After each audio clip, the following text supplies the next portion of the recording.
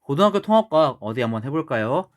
네, 지난 시간에 예고한 대로 지난 시간에는 계속 그 환경 오염에 대한 얘기를 하면서 환경 오염을 우리가 막아야 되는 이유, 우리가 환경에 대해서 신경 써야 되는 이유는 생태계 평형이 깨지게 돼서 이상기후나 여러 가지 현상들이 일어나는 것도 있지만 우리가 사용할 수 있는 에너지라는 것이 국한되어 있기 때문에 에너지가 전환되긴 전환되지만 그 총량이 정해져 있기 때문에 또 우리가 더 신경 써야 된다라는 얘기를 했었는데요. 오늘은 그 에너지 생산에 대한 에너지가 어떻게 만들어지냐에 따라서 대해서 얘기해 보도록 하겠습니다.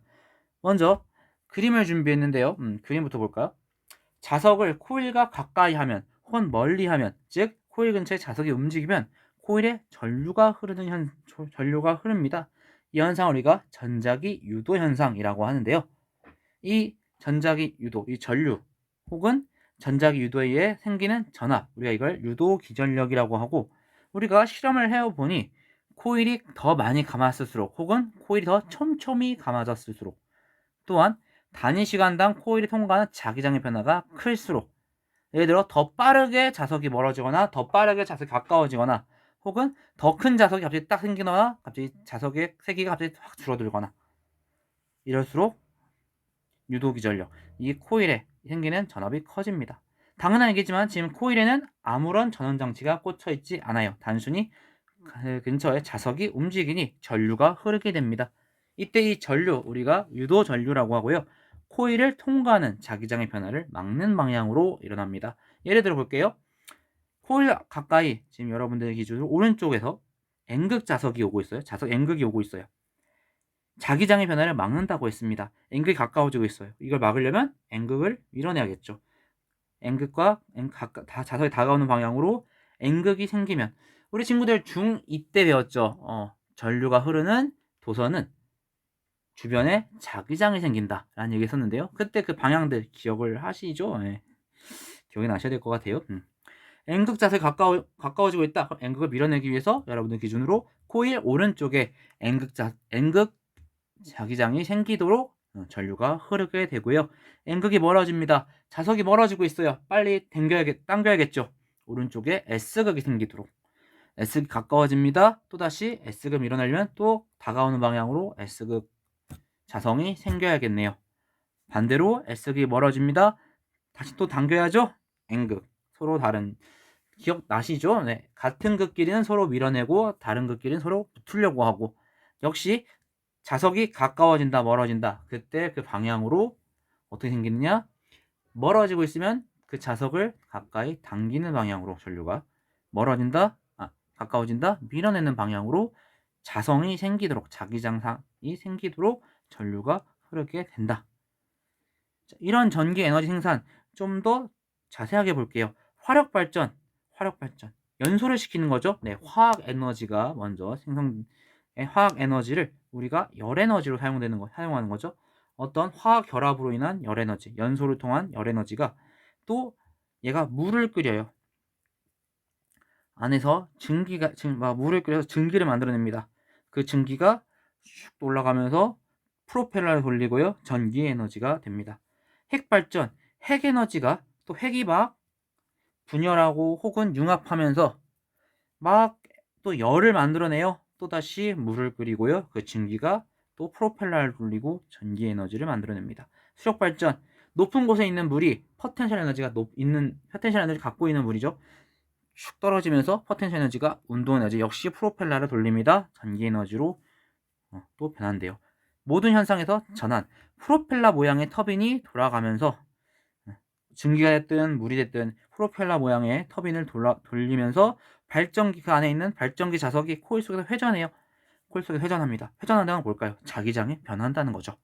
코일이 통과하는 자기장이 변한다, 전류가 생기고, 전자기 유도 법칙에 의해서, 전자기 유도 현상에 의해서 전류가 생기고, 그로 인해서 전기 에너지가 생산이 되는 거죠. 이 전기 에너지 만들기만 하는 것이 아니라 또 전달도 필요하겠습니다. 발전소에서 문제는 바로 발전소에서 전기를 만들자마자 가정으로 보내줄 수도 있지만 그렇게 하지 않아요. 먼저 발전소에서 변전소까지 전력을 전달하는 과정을 우리가 송전이라고 하고요. 변전소에서 전기를 사용하는 장소까지 전력을 전달하는 과정을 배전이라고 하는데요. 전력이 무엇이냐? 단위 시간당 공급되는 전기 에너지를 얘기합니다. 전압 곱하기 전류로서 정의되는 물리량이고요. 특히나 여기서 오메 법칙에 의해서 우리 중학교 2학년 때 배웠죠? 오메 법칙 V는 IR.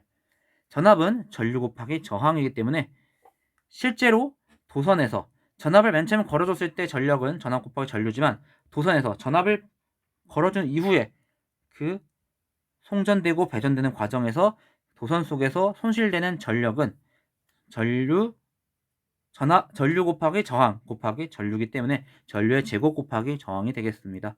이때 전력은 단위를 와트 혹은 킬로와트를 쓰고요. 킬로와트는 우리가 어느 정도 감이 왔을 것 같은데 1킬로와트는 1000와트가 되겠습니다.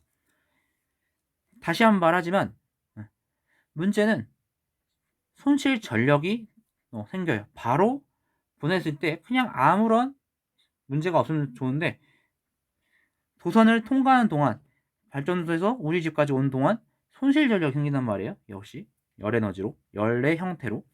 자, 전류가 높게 되면 전류의 제곱에 비례하기 때문에 전류가 높을수록 열이 더 많이 발생하고요. 손실 전력은 커집니다. 그렇기 때문에 발전소에서 변전소까지 전력을 전달하는 이 송전 과정에서는 저항을 낮춰서 보냅니다. 전류를 낮춰서 전류를 확 낮춰서 송전하게 됩니다. 다시 한번 얘기하지만 전력은 전압 곱하기 전류이면서 전류의 제곱 곱하기 저항이에요. 전류를 낮춘다. 근데 전체 전력은 똑같이 공급해야 될 거 아니에요? 그래서 전압을 확 높입니다. 일정한 양의 전류를 낮게 보내기 위해서 전압을 확 높여요. 반대로 전압이 높다면 정말 저기 이제 변전소에서 이제 발전소에서 변전소까지 오는 전압은 진짜 몇천 볼트에 해당하는 정말 큰 전압으로 오게 되는데 그걸 우리 가정에서 쓰면은 우리는 이제 220V 쓰죠. 위험합니다.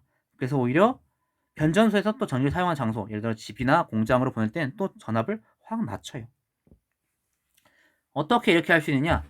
변압기를 이용해서 우리가 필요에 따라 전압을 전환할 수 있는데요. 이때 변압기 그림같이 생겼고요. 금속의 양쪽에 이제 코일을 감아놓은 형태로 되어 있습니다. V1은 첫 번째 보내는 전압 혹은 전지 혹은 전원이 되고 전원 장치가 되겠고요.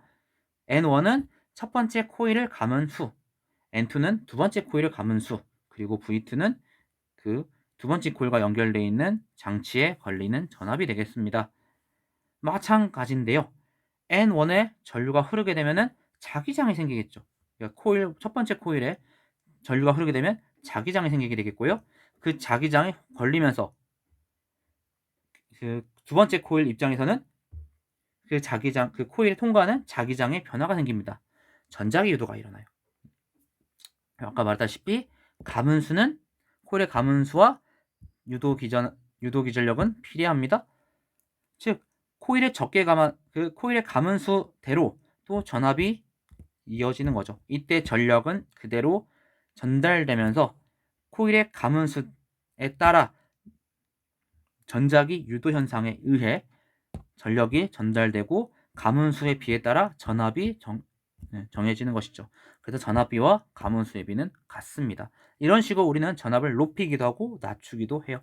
실제 송전과 배전 과정을 볼게요. 발전소에서 전력은 이제 전달되는데요. 초고압 변전소로 1차 변전소로 2차 변전소로 그리고 주상 변압기 우리 가정 근처에 있는 변압기로 이제 전력이 전달되게 되는데 아까도 말했다시피 이 손실되는 전력을 막기 위해 맨 처음에는 전압을 확 높입니다. 그리고 점점 이제 우리가 사용하는 장소까지 가까이 오는 동안 전압을 서서히 낮춰주는데요. 아까도 말했다시피 발전소부터 변전소까지 전력을 전달하는 이 과정 송전 그리고 마지막 변전소에서 전기 사용하는 최종 장소까지 전력을 전달하는 배전 이 과정 속에서 전압들이 어떻게 바꾸는지 그리고 그 바뀌는 이유는 무엇인지 어떻게 바뀔 수 있는지 어떤 계산을 통해서 얼마큼 바꿔줄 수 있는지 우리 친구들이 좀 더 자세히 보면 좋을 것 같습니다. 그래서 이런 과정들 쪽에서 효율을 찾기 위해 우리는 이제 오늘은 단순하게 전압을 높여준다, 낮춰준다, 전압을 높여준다, 낮춰준다 이런 얘기를 했었는데요. 실제로는 더욱더 효율적이고 안전하게 수송하기 위해서 거미줄같이 송전 전력망을 굉장히 촘촘하게 구성하고요. 외부 환경에 영향을 받지 않는 곳에 선로를 설치하고 그 전력이 혹은 전압이 어떻게 전달되는지 데이터를 통해서 굉장히 꼼꼼하게 관리되고 있다고 합니다. 오늘은 전기 에너지에 대해서, 특히 에너지 얘기하면서 전기 에너지가 어떻게 만들어지고 생산되는지 얘기했는데요. 에너지를 만드는 얘기한다고 해놓고 왜 전기 에너지만 얘기하지? 다음 시간에 더 자세히 얘기하도록 하겠습니다.